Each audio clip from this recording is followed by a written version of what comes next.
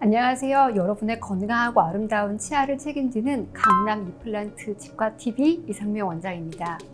치과 치료 중에 아마도 환자분들께서 많이 들어보신 치료가 신경치료일 텐데요. 신경치료라고 하면 신경을 정말 치료한다라고 생각하기 쉬우신데요.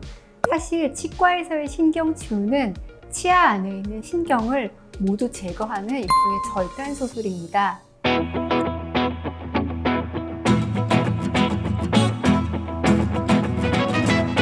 치아에 염증을 일으키는 것은 가장 큰 것은 충치지만 충치 외에도 과도한 씹는 힘이라든지 또는 찬 거, 뜨거운 거에 너무 많이 노출된다든지 마모가 있다든지 여러 가지 원인으로 치아에 염증이 생길 수 있습니다.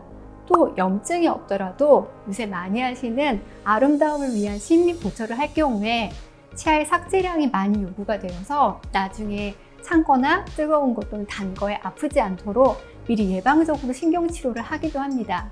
치료의 목적과 또 감염 정도에 따라서 진료 횟수라든지 기간이 달라지는데요.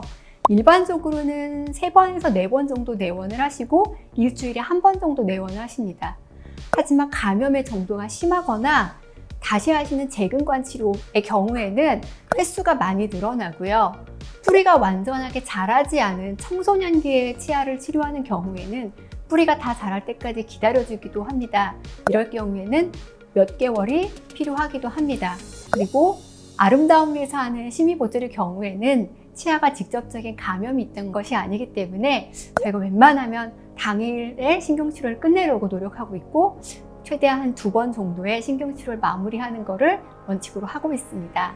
신경치료를 할 때에는 살아있는 치아를 건드리는 거기 때문에 어쩔 수 없이 마취를 꼭 해야 됩니다.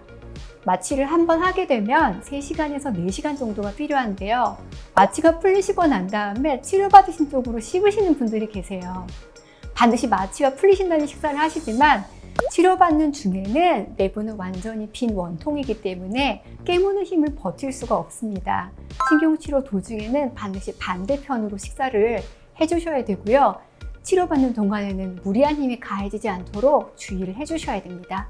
그럼 신경치료의 과정에 대해서 알아본다면 먼저 저희가 신경을 찾기 위한 입구가 필요해요. 그래서 물을 사용해서 전동기구를 통해 치아 밑면부에 어느 정도의 구멍을 내서 처음에 치아의 안에 있는 통로의 입구를 찾아냅니다.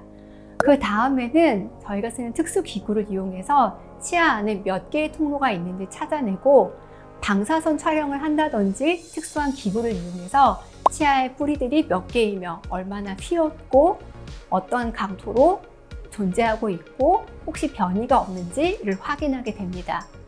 확인을 하게 되면 그때부터 근간 확대라는 작업을 하게 돼요. 환자분들께 생각하실 때 쓱쓱 싹싹 소리가 나서 치료받을 때 굉장히 좀 싫어하시는 시간이긴 한데요. 감염이 되었을 거라고 생각하는 모든 부분을 제거하기 위해서 특수한 기구를 이용해서 내부를 제거하기 시작합니다.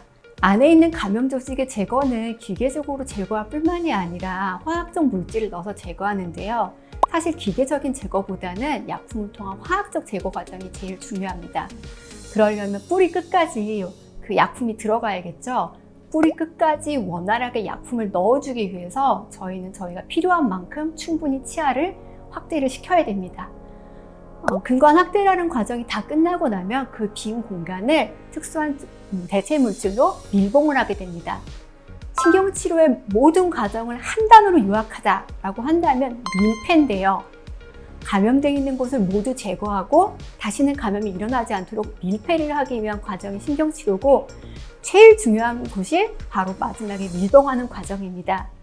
신경을 대체하는 물질은 아니지만 빈 공간이 나중에 충분한 압력을 버틸 수 있도록 안전한 대체 물질로 채운 다음에 상반부는 단단한 물질로 채우는 것까지를 신경치료의 과정이라고 보고 있습니다.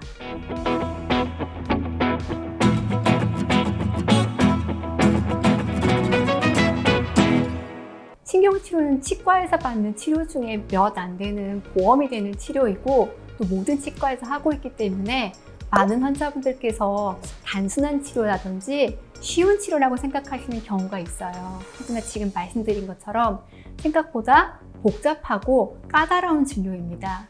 특히나 치아 안에 들어가서 기구로 조작함에 있어서 조금이라도 과도한 힘이 들어가거나 길이를 잘못해서 깊게 들어가거나 한다면 치아의 신경치료 결과가 안 좋아지는 결과를 낳을 수 있어요.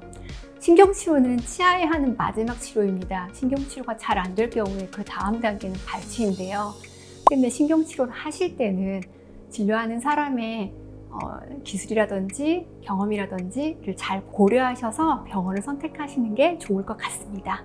지금까지 신경치료에 대해서 알아봤는데요. 여러분의 건강하고 아름다운 치아를 책임지고 있는 강남 임플란트 치과TV 이상명 원장이었습니다.